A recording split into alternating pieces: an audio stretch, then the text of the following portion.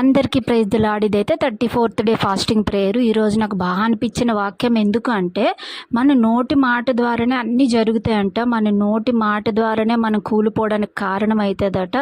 మనం మాట్లాడే ప్రతి మాటకి దేవుడు ఖచ్చితంగా లెక్క చెప్పాలి.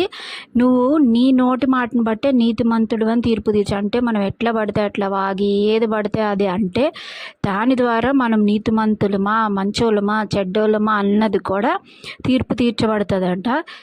జీవ మరణములు మన నాలుక వశం అంట. అది బైబిల్లో ఉన్నది.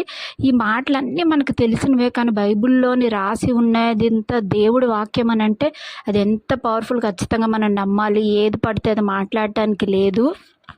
ఎప్పుడు పాజిటివ్గానే ఉండాలన్నమాట. నెగిటివ్గా మనల్ని మనం చెప్పించుకుంటా నా బతికింతే నేనింతే ఇదే అని అనుకోవటానికి లేదట. ఎందుకంటే జీవమరణంలో మన నాలుక వశంలోనే ఉన్నాయి. మనం ఏమంటే అది జరుగుతుందంట ఖచ్చితంగా. ఎంత బాగుంది కదా.